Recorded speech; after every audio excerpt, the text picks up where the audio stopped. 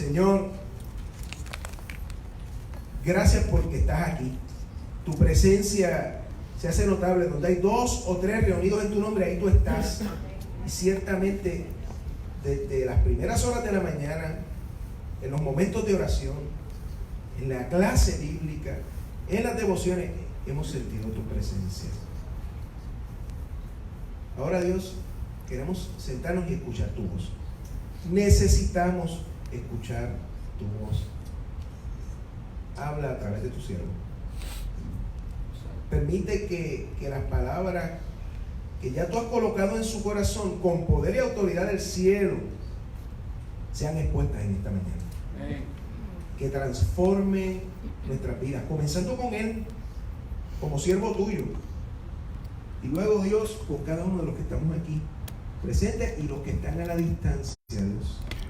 Señor, mira a nuestros hermanos y hermanas que están en los hospitales. Desde allá, Señor, hemos ido a visitarles, están conectados. Que allí también tu gracia y tu paz les alcance. Por Cristo Jesús oramos y damos las gracias. Amén y amén. Pueden tomar asiento, muy amados en el Señor. Que Dios les bendiga. Agradezco al pastor por sus palabras tan gentiles hacia mí, y cuando el próximo año él tenga el gozo de viajar a Charlotte, quiero que sepa que le vamos a estar esperando en nuestra casa con una buena sopa de murciélago para la gloria y la honra del Señor. Amén. Que Dios les bendiga esta mañana. Mi nombre es Carlos Vélez y tengo el privilegio y el honor de ser el director para Estados Unidos de un ministerio llamado Compass Latino o Cultura Financiera. En los últimos 25 años Dios nos ha dado el privilegio de viajar alrededor del mundo varias veces, predicando el mensaje de lo que se conoce como mayordomía bíblica. Hay unas tendencias que hemos observado en nuestras iglesias en los últimos 50 años, donde han surgido un sinnúmero de interpretaciones antibíblicas sobre el tema de la mayordomía.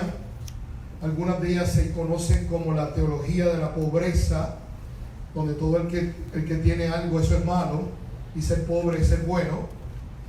Hemos escuchado nuevas tendencias erróneas llamadas la teología de la prosperidad, donde tener es la voluntad de Dios y el que no tiene, pues tiene problemas con Dios, algo que es absolutamente falso y erróneo. Y por eso nos hemos dado a la tarea de dedicar nuestra vida a enseñarle a congregaciones, denominaciones, empresas, individuos, niños, jóvenes, adultos, matrimonios, ancianos, qué es lo que la palabra de Dios dice acerca de este tema.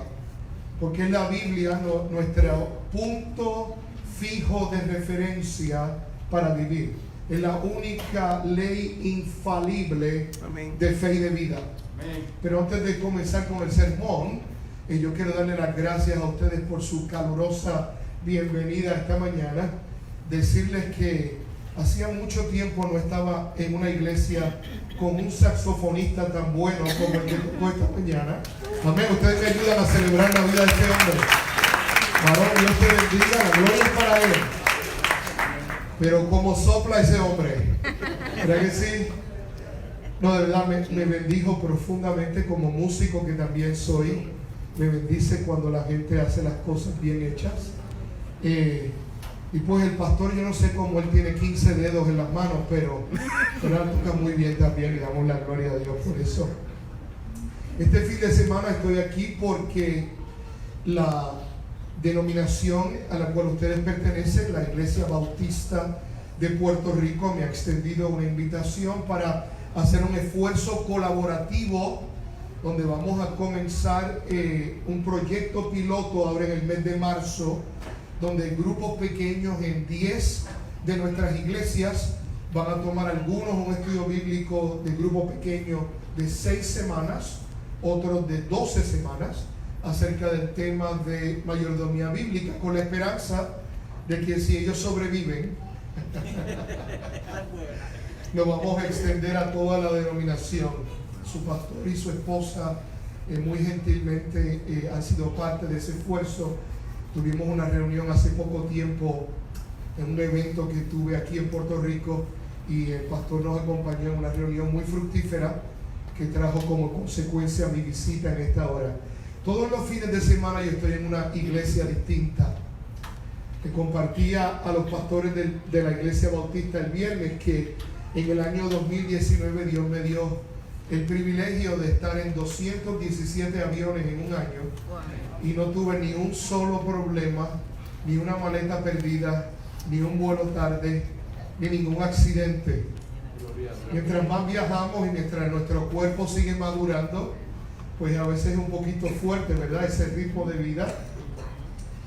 Y hay gente que dice que viajar mucho es peligroso. A mí me encanta viajar. Me gusta más que conducir, ¿verdad? Porque en el caso de un accidente de auto, usted podría quedar vegetal, pero en el caso de un accidente aéreo, usted queda mineral. No hay forma de salvarse de eso. Hay una razón por qué cuando usted va a abordar un avión, a eso le llaman terminales, ¿verdad? Hay una razón de por qué se llama así. ¿Verdad? Pero quiero decirle que una de las ideas erróneas que hay es que la gente, ¿verdad? ¿Cuántos saben que hay problemas financieros? ¿Cuántos saben eso? Que hay problemas financieros. Pero a veces, como nosotros vivimos, ¿verdad?, en este lugar que es tan particular y único, nosotros pensamos que los problemas que nosotros tenemos son los únicos en el mundo. Y lo que yo me he dado cuenta en los últimos 25 años es que no importa si uno va a Asia o a Europa o a África o a Centro y Sudamérica, Estados Unidos o todo el Caribe, mi abuela diría, es el mismo perro. Usted sabe eso, ¿verdad? Yo nací aquí en Puerto Rico hace 51 años atrás. Yo sé que parezco de 28, pero tengo 50, perdonen que lo sorprenda, pero tengo 51 años y tengo que decirlo porque el pastor habló tanto de los hace muchos años, ¿verdad? Entonces tengo que, ¿verdad?, confesar.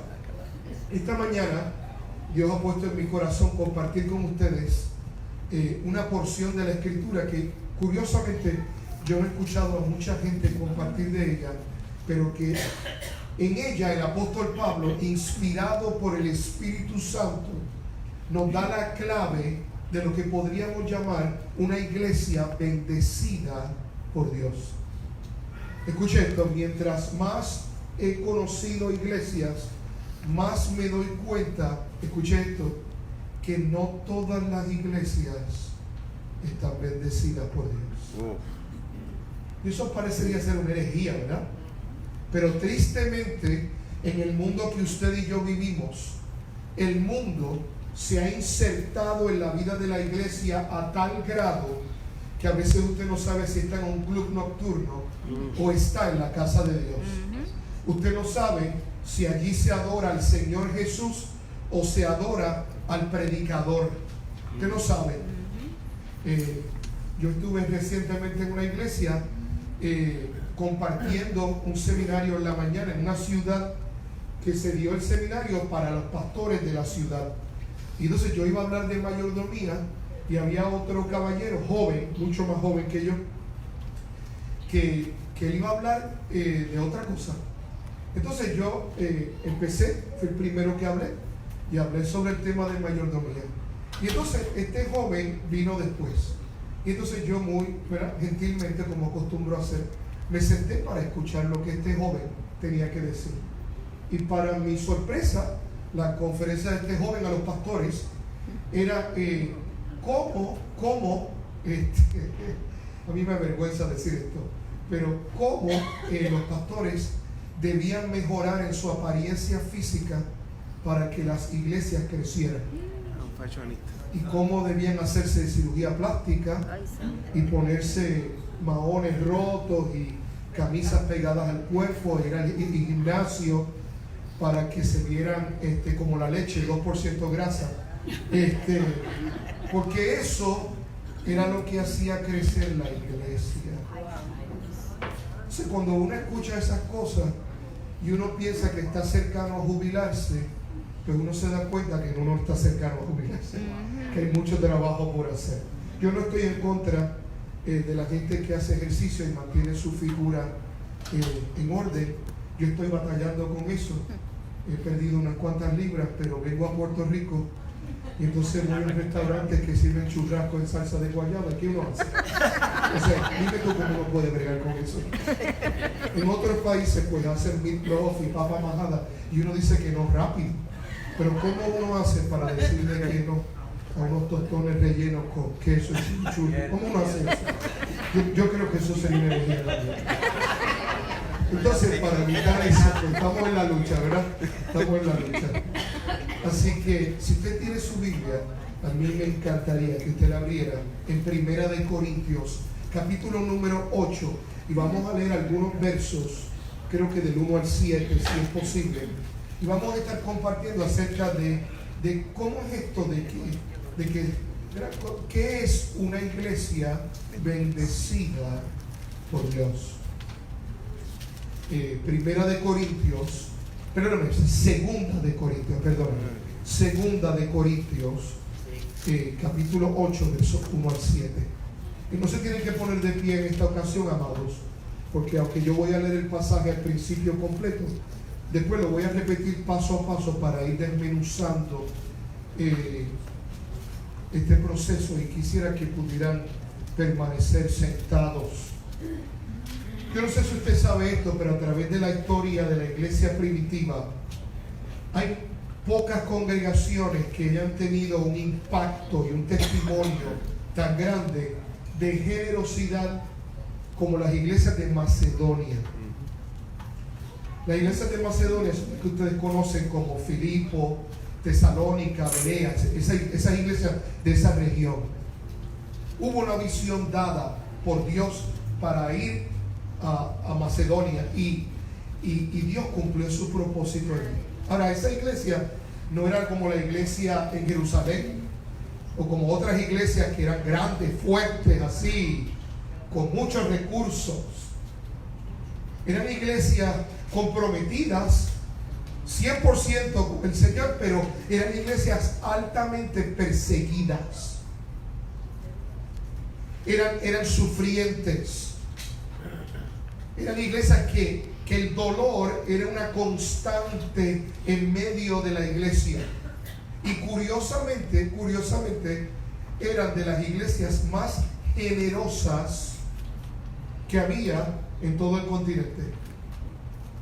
La palabra nos muestra que, aunque no era la iglesia más grande y no era la iglesia más espectacular y no tenían burbujas, ni láser, ni humo, ni una banda, nada especial, la Biblia las menciona para el resto de la eternidad como un modelo de lo que es una iglesia bendecida por Dios.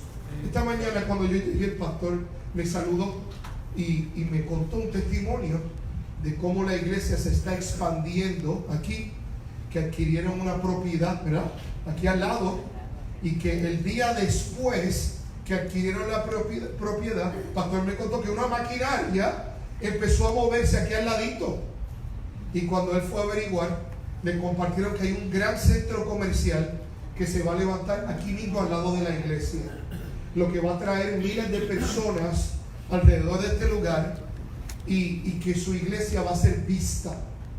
¿Verdad que sí? Sí. Y pareciera que Dios está bendiciendo este lugar. Amén. Amén. Lo creemos. Tristemente, alrededor del mundo nosotros tenemos iglesias que se reúnen y lo que parecen es un club de leones con una cruz en la pared.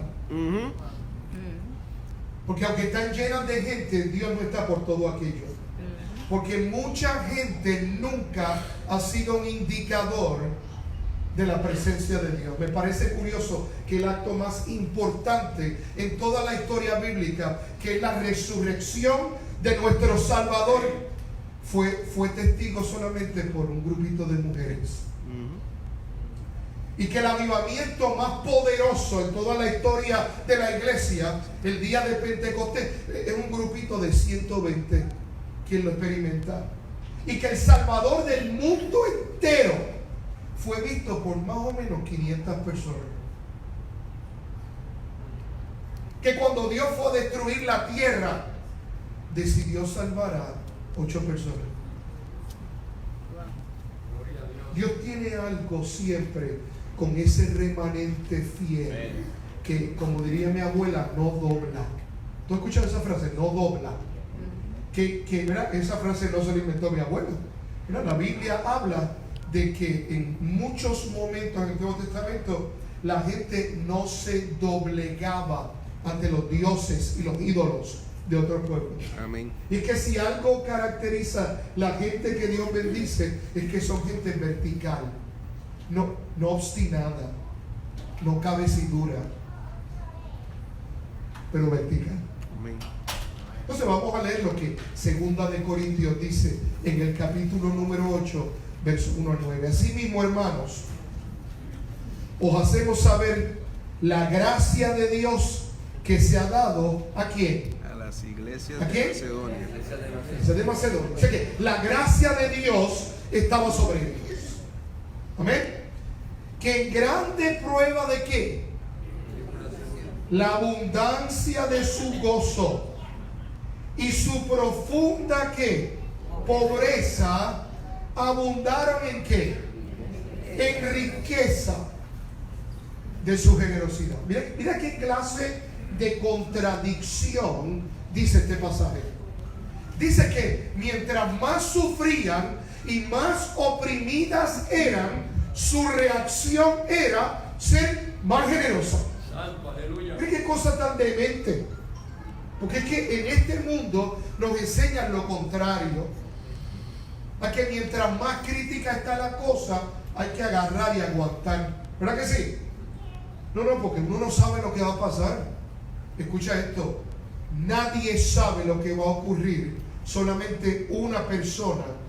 Y el que usted sepa que él lo sepa, no le debe traer tribulación, sino paz. Yo prefiero ser ignorante del futuro, sabiendo que Dios sí lo sabe y Él tiene control, que tener conocimiento del futuro y no contar con el Señor. ¿Te entiende eso? La gente está obstinada por conocer el futuro y no saben vivir el hoy, pero quieren saber de mañana. Interesante eso, ¿verdad? Como decía ese salmista panameño hace muchos años, la vida te da sorpresas. Dice, pastor, ¿por qué usted dice que es salmista? Pues porque él termina el corito diciendo, ay Dios. ¿Verdad? Termina así. Mira así. Pues doy testimonio de que con agrado han dado conforme a sus fuerzas y aún más allá de sus fuerzas, pidiéndonos con mucho ruego que les concediésemos el privilegio de participar en este servicio para los santos. Mira qué cosa de mente. No solamente esta iglesia era una iglesia generosa, sino que ellos les suplicaban a los apóstoles, por favor, déjennos dar más. Como en todas las iglesias que yo he ido.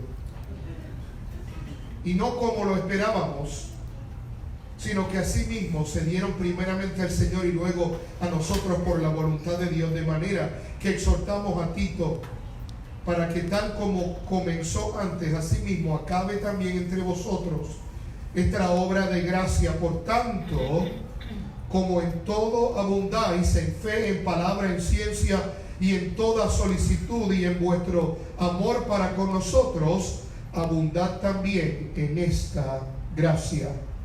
Señor, esta hermosa mañana venimos a tu presencia pidiéndote que tú hables a nuestro corazón. Nuestra alma tiene sed de ti, y en medio de una iglesia que tú, Señor, estás encaminando a un lugar donde puede ser una bendición maravillosa para miles de personas, en medio de un pueblo sufriente y oprimido, yo quiero pedirte, Dios, que esta tu casa busque no el reconocimiento de los hombres, sino tu bendición. Oramos en el nombre de Jesús. Amén. Y amén. Una iglesia bendecida por Dios, basada en esta escritura, tiene 3 características muy sencillas. 3 características, escucha esto, que son sumamente fáciles de adquirir y de vivir en ellas. Yo no sé si usted ha notado que las cosas más significativas en la vida son bastante sencillas y que nosotros nos dedicamos la vida entera en complicarlas. Por ejemplo, la gente religiosa le encanta decir que para venir a la iglesia hay que vestirse de tal manera, hay que hablar de tal manera, hay que peinarse de tal manera, hay que ponerse tal cosa y la otra cosa, cuando lo único que dijo el Señor Jesús fue: ven a mí. Amén. Ven a mí. Eso es todo. Ven a mí. En un momento dado, inclusive los apóstoles, Pedro le dio una crisis de la mediana edad y empezó a decir que para ser cristiano había que ser judío. Y hubo el primer concilio en la iglesia que tuvieron que debatir esa idea de que para ser cristiano había que ser judío. Y yo doy gracias a Dios que la gente de la iglesia de Jerusalén votó por la definición correcta, porque es que a mí me encanta la tocineta. Yo no puedo, ¿verdad? Hubiera sido bien difícil ser creyente, ¿verdad? No comiendo ese asunto. Pero el punto es este.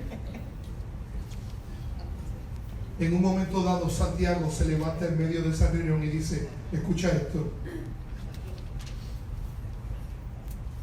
Nosotros tenemos que hacer esto accesible a la gente. Señor. ¿Cómo es posible que si Cristo ya pagó por todo, nosotros querramos añadir más cosas que las que Cristo ya pagó por ella? Aleluya. Y es en la simpleza del Evangelio que está la grandeza del Evangelio. Amén. Entonces, ¿cuál es la primera cualidad de una iglesia bendecida por Dios? Pues la primera cualidad está en el verso número 2. Porque una iglesia bendecida por Dios es una iglesia donde sus miembros tienen un carácter generoso. Ahora, fíjense que yo no dije que son generosos. Yo lo que dije es que tienen un carácter generoso. Escuche esto. El que es generoso siempre va a encontrar cómo dar. ¿Verdad que sí? Y el que es tacaño, ya tú ves el tren venir, ¿verdad? El que es tacaño siempre va a encontrar cómo, ¿qué? No dar. ¿Verdad que hay gente que están más amarrados que un saco de yuca? O sea, que no se comen un limber por no botar el vasito. ¿Tú me entiendes esa cosa? Y que cuando en la iglesia se hablan de dinero, ellos pasan por el valle de sombra y de muerte. Son amarrados para todo, menos para con ellos mismos. Entonces, pastor, usted va a hablar del diezmo. Yo no vine a hablar del diezmo, porque esta no es una clase de nuevos creyentes. Esta es la iglesia. Esta mañana yo no vengo a decirte que tú debes dar el diezmo, o debes ofrendar, o debes apoyar las misiones. Eso es lo que se le dice a los recién convertidos. Y escucha esto, yo conozco gente que lleva 40 años en la iglesia y se siguen comportando como recién convertidos. Yo quiero llevarte a otro nivel. No a que tú des, sino a que tengas un carácter generoso. ¿Y qué es la diferencia entre dar y tener un carácter generoso? El que da podría dar por obligación. El que da podría dar por religiosidad. El que da podría dar por un reglamento. Pero la persona que tiene un carácter generoso va a buscar todas las oportunidades posibles para dar. Al punto que se da. ¿Usted entiende la diferencia? Ejemplos de esos tenemos muchísimos en la Biblia. Esta mañana yo tuve el privilegio y el honor de sentarme a los pies de este varón que está aquí en la primera fila y escuchar su clase de escuela dominical. Dios mío, cuánto nos falta en las iglesias de este siglo tener gente con la simpleza y la profundidad que este hombre expuso la palabra esta mañana. Y cuando él me vino a saludar, yo lo abracé y le dije: me has causado un problema porque ya predicaste el sermón mío y ahora de qué yo voy a hablar. Amado, te bendigo en el nombre del Señor. Honramos a Jesús por la vida de este hombre.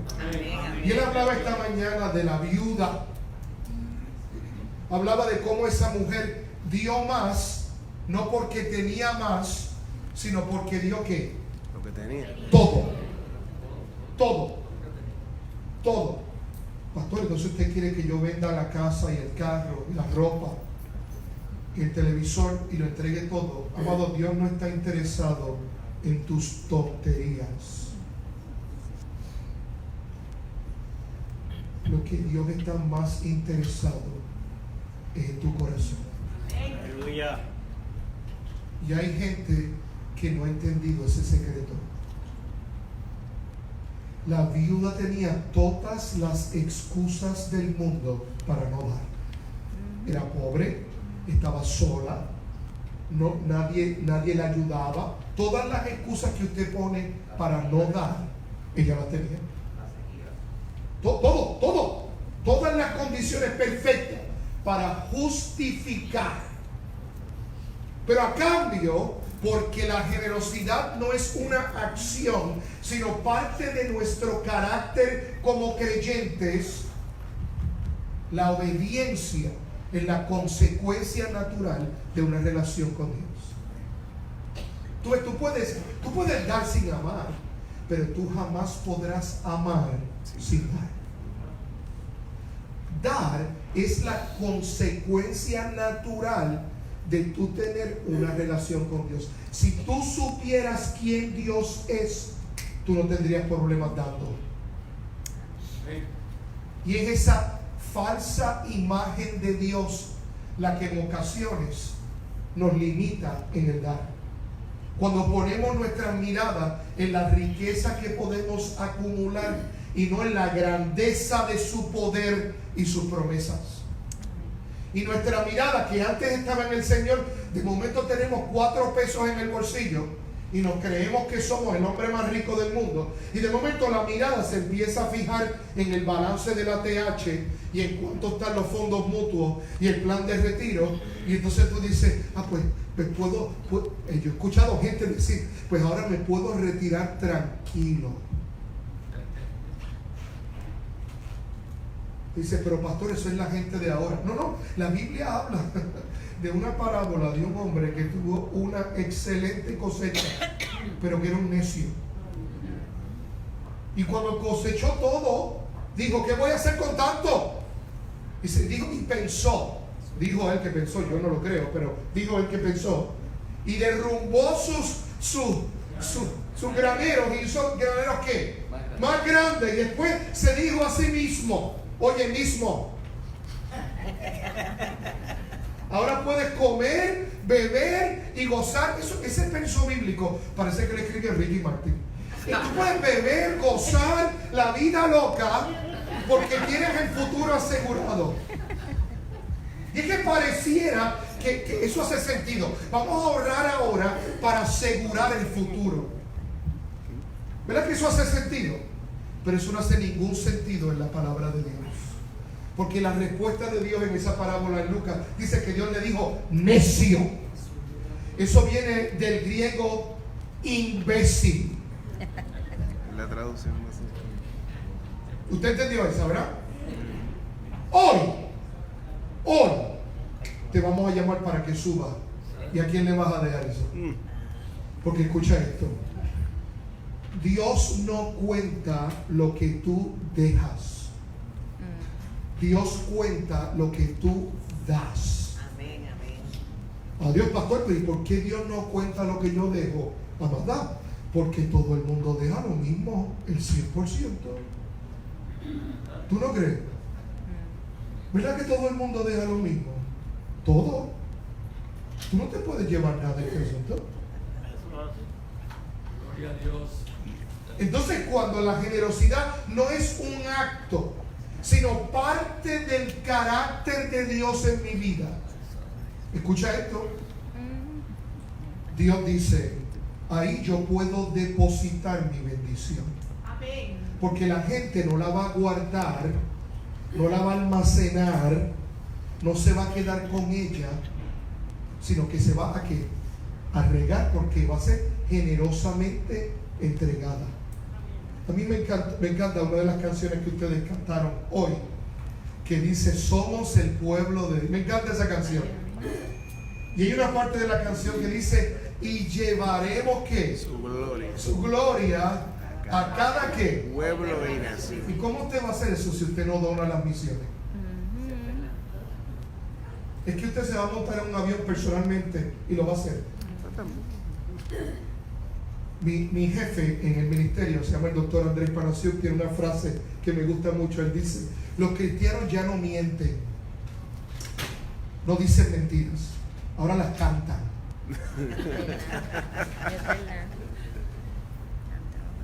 Porque ¿cómo usted va a decir en voz alta, y llevaremos tu gloria a cada pueblo y nación, si usted no da ni 10 centavos al fondo de misiones de su iglesia? Si cuando Dios toca la puerta de su corazón para levantarlo como un misionero, usted se resiste porque el mundo corporativo lo está llamando y es más lucrativo para usted.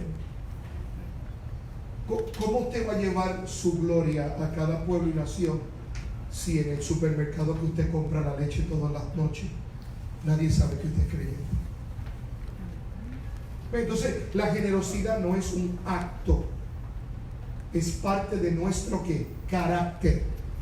Y ese carácter es el primer paso para que Dios vea ese lugar perfecto donde Él puede derramar su gloria y puede ser bendecida la tierra. Los macedonios dieron a pesar de sus tribulaciones. Dieron a pesar de su profunda pobreza. Dieron porque era un privilegio. Y escucha, y con gran gozo, y hasta suplicaron poder dar más. ¿Usted nunca se ha fijado que la gente más humilde tiende a ser la gente más generosa? Yo no estoy diciendo que los ricos sean tacaños. Yo conozco mucha gente con mucho dinero que son muy generosos. Pero está este asunto de la avaricia. ¿Usted escuchó esa palabra? Pastor, ¿y qué es esa palabra? Y creo que tenemos una maestra de español, ¿verdad? Mira, escucha esto, por si lo quieres anotar. Escúchalo. Yo soy avaro cuando yo presumo que todo lo que cae en mi mano es para mi consumo. Cuando yo me creo que todo lo que cae aquí es para mí, yo tengo un problema. Pastores, esta época del año es una de mis épocas favoritas. Y los pastores de experiencia aquí deben saberlo. Para mí es mi época favorita, porque es la época de la sorpresa. Porque usted posiblemente en las últimas 2 semanas recibió la W2. ¿Sí o no? Sí. Y esto es lo que hace todo el mundo que yo conozco con la W2. La mira y dice, ¿y dónde está este dinero? ¿Sí o no? Déjame decirte dónde está el dinero. Marshall, Macy, Walmart, Longhorn, El Mesón, Burger King, TJ Maxx. ¿Tengo que seguir? Usted lo cantó ya. Plaza La América, el templo de Mamón más grande del Caribe. Costco. Pastor, pero que no se debe comprar nada. No es que no se debe comprar nada. Es que yo creo que hay mucha gente que va a tener profundos problemas en el cielo cuando Dios les muestre que ellos han invertido más dinero en su mascota que en el reino de Dios.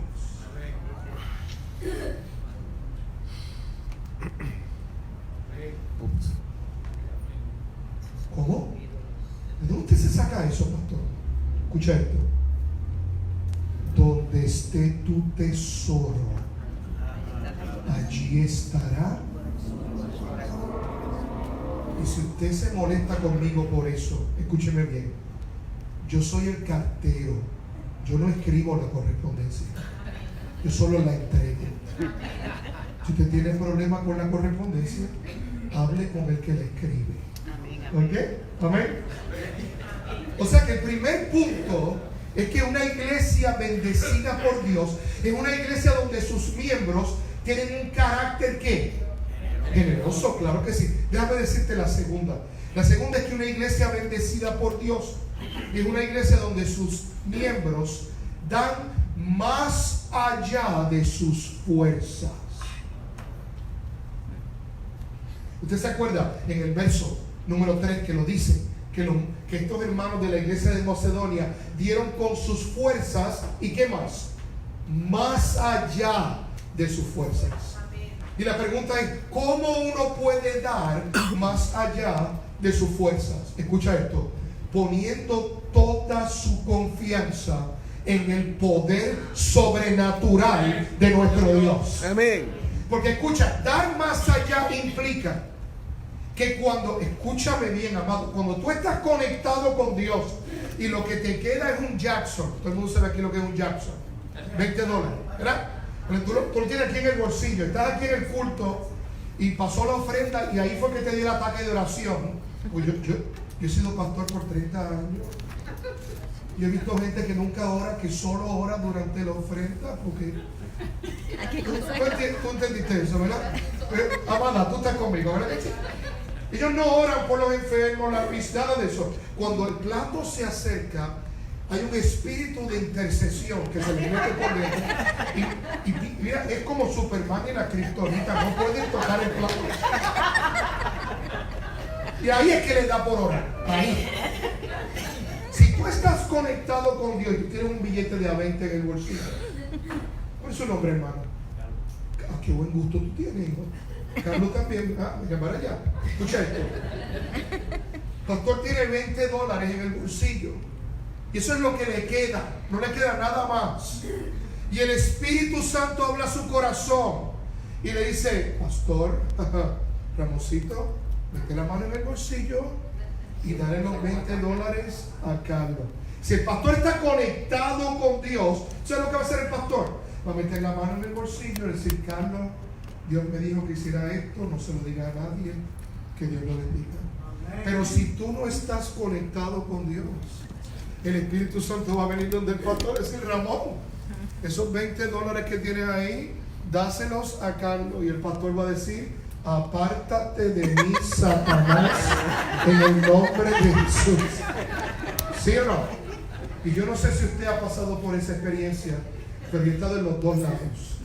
Yo he estado en el lado donde el Espíritu Santo me ha dicho que meta la mano en el bolsillo, y he estado en el lado donde Dios le ha hablado a alguien más para bendecir mi vida. Y escucha esto, cuando la gente obedece, Dios llega en el momento preciso. Amén. Porque los que confían en Jehová son como el monte de Sion, que no se mueve, sino que ¿qué? Para siempre.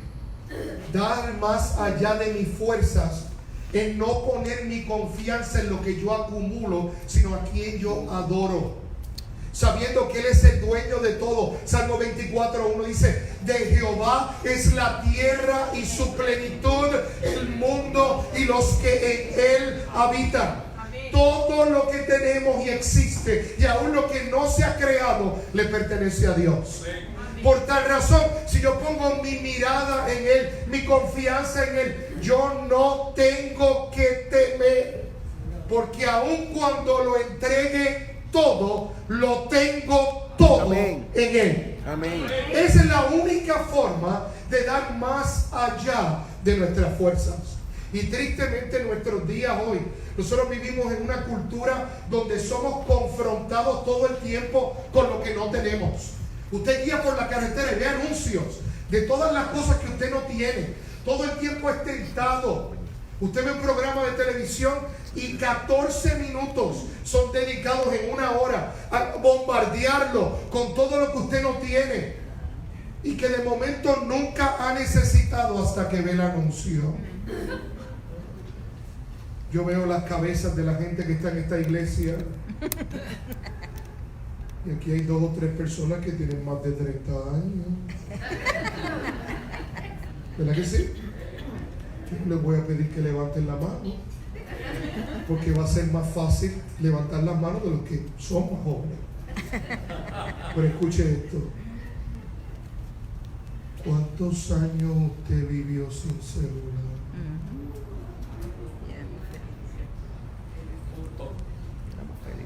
Eso es inconcebible para alguna gente que está sentada aquí. Aquí hay gente sentada que no sabe que hay órganos de su cuerpo que son vitales.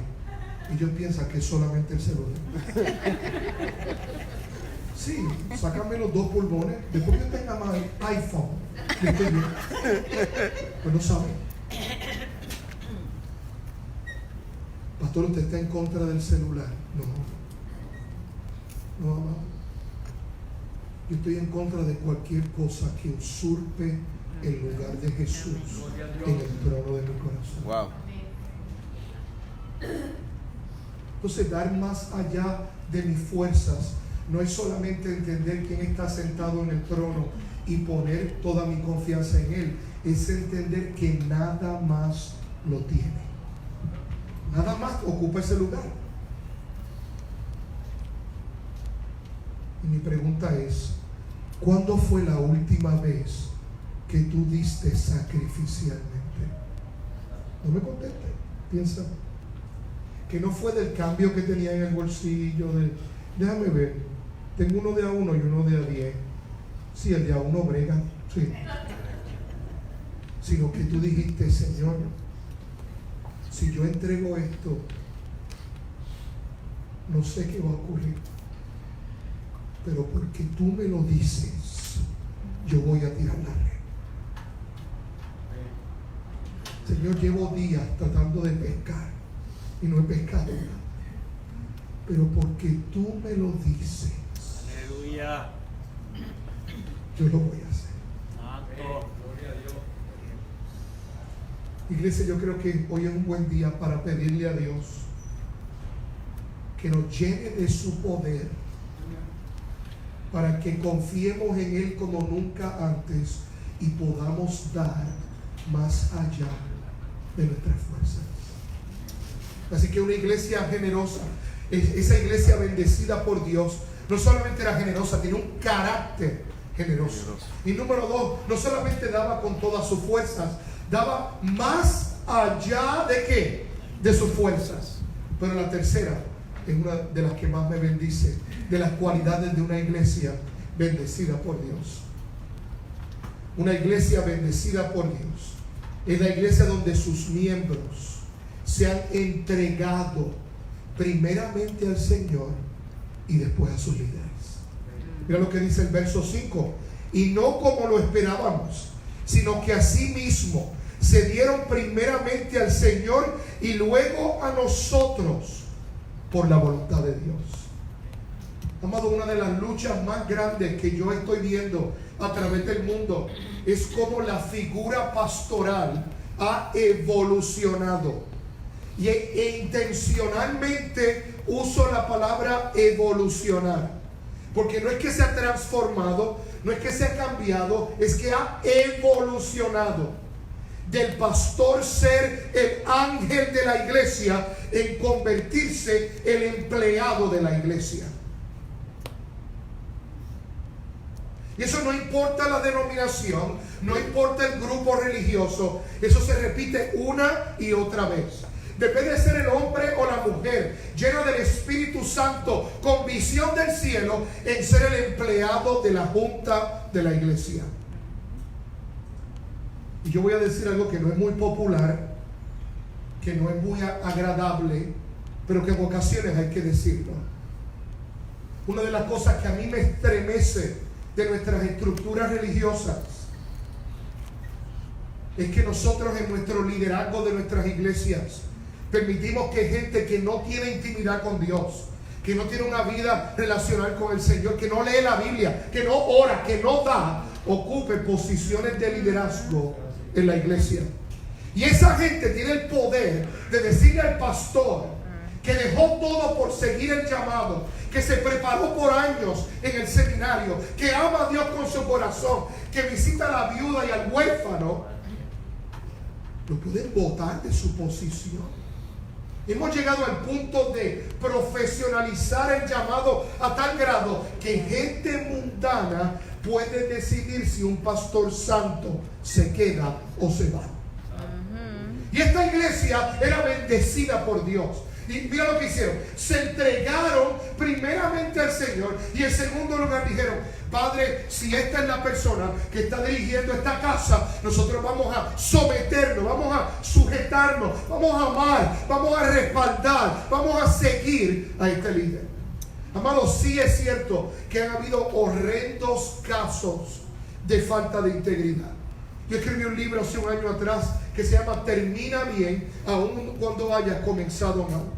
Y en ese libro yo hablo de sobre 30 años de experiencia ministerial con colegas, amados. Muchos de ellos comenzaron bien, pero terminaron mal.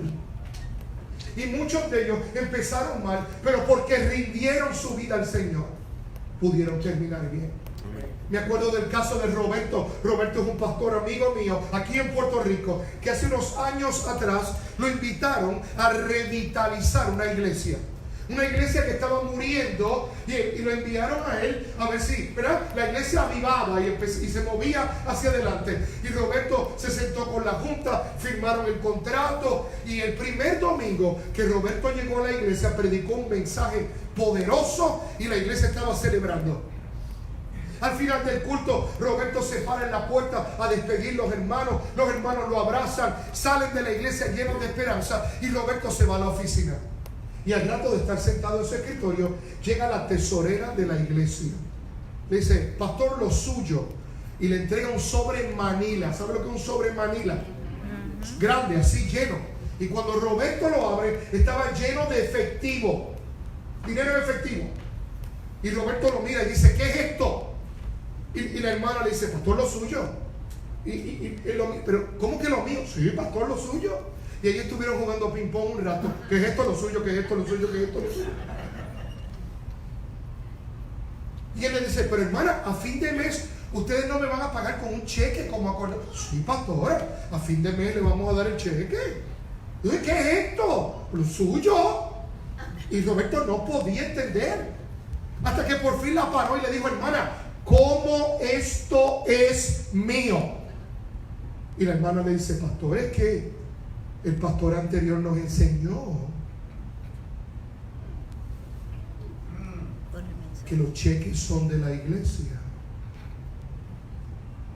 y el efectivo era de él.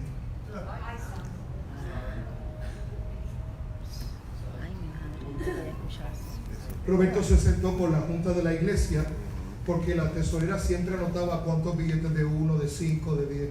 Usted sabe que eso lo hace mucha gente. Y en 18 años que el pastor anterior había sido pastor de esa iglesia, se robó sobre $300,000. Tú ves, la Biblia no nos demanda que nos sometamos a líderes como ese. No. Porque yo dudo mucho que Dios haya escogido a un ladrón para que dirija su casa. Casi. Dios lo que hace todo el tiempo, todo el tiempo, es tomar a la gente que son unos ladrones y transformarlos en gente restaurada. Muy bien, amén. Eso es lo que Él hace. Pero amado, si usted y yo queremos movernos hacia adelante, esto no lo digo yo, te lo puedo repetir: yo soy el cartero.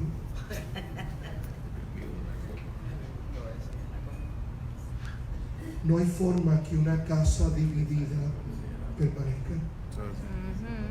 Y el Espíritu Santo inspiró al apóstol Pablo y dejó plasmado por la eternidad la idea de que una iglesia bendecida por Dios era la que en primer lugar se entregaba al Señor, pero donde también la gente se sometía, se entregaba a sus líderes. Yo sé, amado, yo nací aquí, y cada vez que yo vengo aquí y aterriza el avión, yo lloro en el avión. La gente aplaude, yo lloro en el avión. A mí me rompe el corazón ver la condición de mi patria. Hace unas semanas atrás yo estaba aquí predicando en otra iglesia, Y de momento abrí mi teléfono y salió un video y no entendía el video porque había mucha gritería. Usted sabe que los puertorriqueños siempre hablan ordenadamente y se callan mientras otros hablan. Y había un grupo de gente frente a la puerta de un almacén tratando de romper. Yo no entendía el video. Y de momento un reportero entra y empieza a describir lo que estaba pasando. Yo quiero decirte que cuando las puertas de ese almacén se abrieron, mi corazón se rompió. Yo paré el carro y empecé a llorar y dije, Señor, hay gente durmiendo bajo las estrellas. Gente que tiene que correr a las 3 de la mañana porque empezó a llover. Y en esos almacenes hay madres y hay ducha. Hay una cosa que se llama negligencia, pero hay otra que se llama maldad. Maldad. Y yo sé que esta no es la primera vez que usted y yo pasamos por momentos como este, donde la gente que está en el liderazgo se burla de nosotros. Qué doloroso fue para mí hace 1 año y medio atrás, cuando yo venía todos los meses a ayudar en la restauración de María. Saber que en el Home Depot, al lado de mi casa, un dron anaranjado que se pone en la carretera cuesta $11.99 y este gobierno pagó $500 por cada dron. Mientras hay niños en este país que la única comida que comen es la del comedor escolar en la escuela. Aquí hay alguien que sea maestro que puede decir amén, que es verdad. Sí. Pastor, usted está en contra de este gobierno. Yo estoy en contra de la gente que no tiene moral. Amado, y la Biblia no nos obliga a respaldar ese tipo de personas. Pero escucha esto. Dice que en la casa de Dios la iglesia es bendecida por Él. Y a veces el coraje y la frustración de afuera la traemos aquí adentro. Y nos rebelamos contra quien no tenemos que rebelarnos. Y nos agachamos frente a los que nos deberíamos rebelar.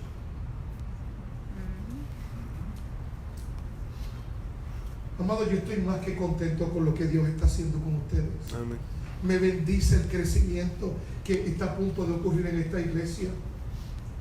Pero más que el crecimiento en pies cuadrados, tiene que haber un crecimiento espiritual. Amén. Muy bien. ¿De qué te vale tener una iglesia más grande que sea una funeraria? Donde la gente solo venga a morir aquí. Esto tiene que ser un lugar de vida. Un lugar de esperanza. Un lugar donde la presencia y la bendición de Dios esté en este lugar. Y así lo clama la Escritura. Esto no es una idea mía. Usted lo leyó. Una iglesia bendecida por Dios es aquella que sus miembros tienen un carácter generoso. Es una iglesia que da más allá de su fuerza. Y es una iglesia que se entrega al Señor y a sus líderes también. Aleluya. Y tenemos un reto delante de nosotros. Un reto que tenemos que considerar.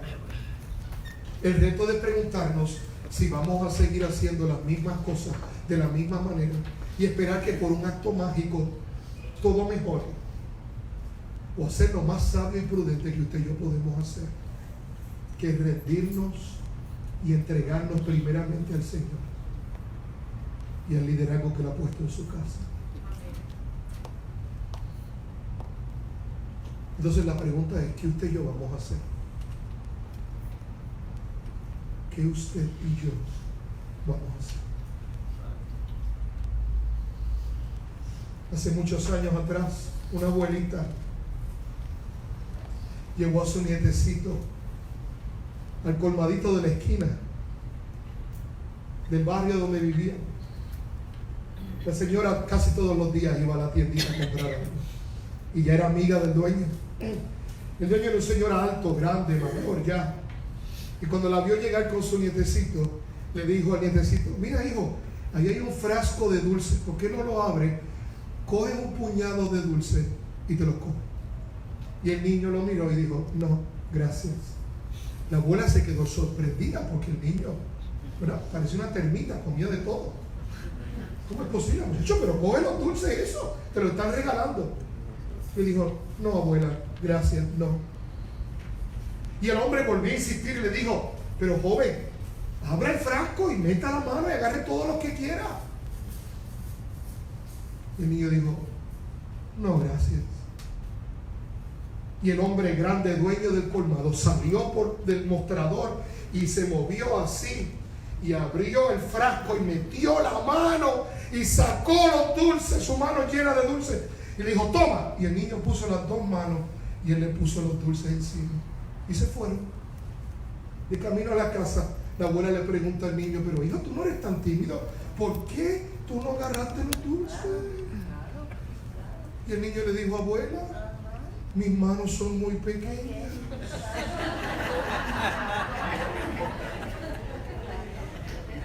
Si yo metía la mano iba a coger un poquito de dulce.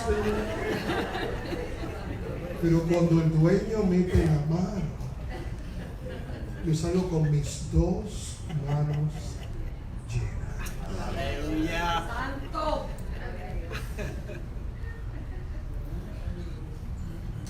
Nosotros vivimos en un mundo que nos ha entrenado a abrir el frasco sin pedir permiso y agarrar lo que podamos.